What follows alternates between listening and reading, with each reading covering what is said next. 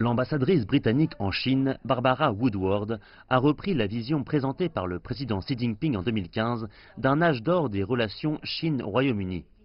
Elle déclare que la relation se renforce, particulièrement dans les domaines du commerce, de l'économie internationale et dans la coopération pour relever les défis internationaux.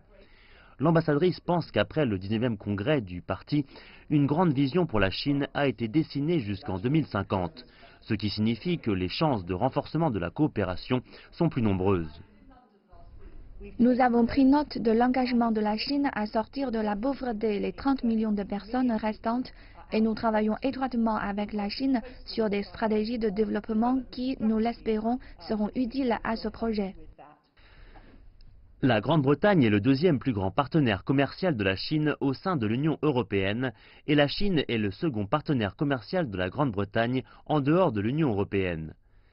D'après les statistiques gouvernementales, le volume du commerce entre les deux pays a atteint 79 milliards de dollars américains en 2017, soit près de 6,2% de plus par rapport à l'année précédente.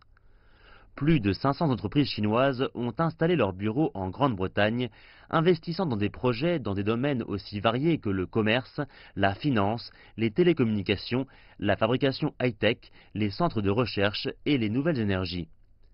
Bien que le Brexit affecte les relations entre la Grande-Bretagne et l'Union européenne, nombreux sont ceux à penser qu'il peut apporter plus de bons que de mauvais sur le plan commercial.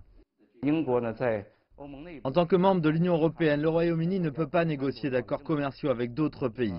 Au cours de la période post-Brexit, le Royaume-Uni a présenté sa vision d'une Grande-Bretagne internationale avec l'objectif de s'intégrer toujours plus dans la mondialisation.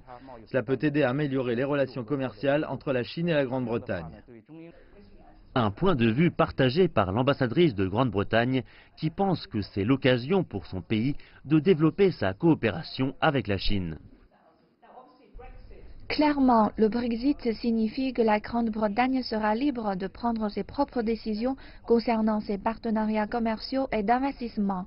Donc, pendant cette visite, la Première ministre va tenter d'avancer vers des relations commerciales plus ambitieuses avec une Chine qui ouvre ses marchés.